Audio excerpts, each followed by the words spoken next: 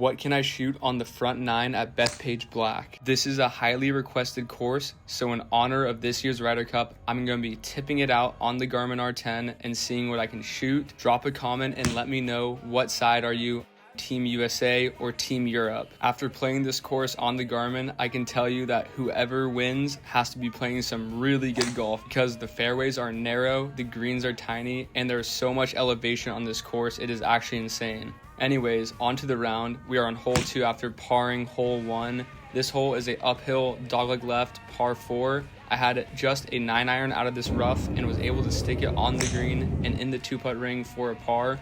Hole 3 is a long par 3 with a tiny green. I hit it, but unfortunately it rolled off the back and I had a straightforward chip for my next shot and was able to put it in the 1-putt ring, and I'll take that up and down any day of the week. This next hole is the first par 5 of the front 9 at Bethpage Black. I hit a driver into the bunker and I had to just hit a wedge out of this bunker just to get it over the lip, and I couldn't even get it to the next part of the fairway even though I hit pitching wedge because there's so much elevation to get over that next tier. We were able to put our 8-iron for our 3rd shot out of the rough onto the green and safely get away with a par. We are kind of scrapping it around this course right now, but that's what you expect when you go and play Bethpage Black from the tips. I can only imagine how tough this course is going to be playing during the Ryder Cup. It's actually insane. After leaving my tee shot in the rough on this next hole, I hit a 4-iron up to the green, but it didn't get quite there because it's so uphill, and then we ended up holing out our chip.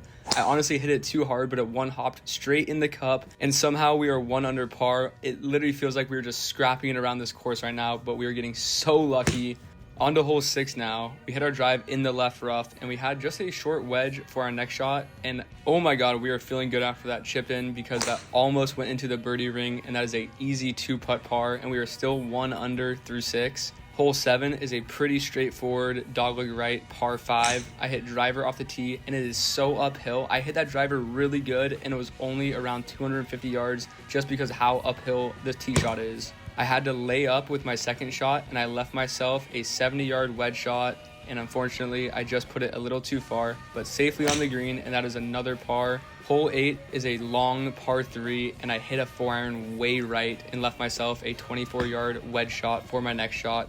And my wedges were dialed today and I was able to put it in the 1-putt ring and scrape away another par onto the final hole of the round, and we are somehow 1 under. I honestly do not know how, but we're feeling good, and we finally put our tee shot in the middle of the fairway and left ourselves just 200 yards in for our next shot. I pured a 5-iron and it went on the green, but it went too far, and that is a 3-putt bogey to shoot even on the round.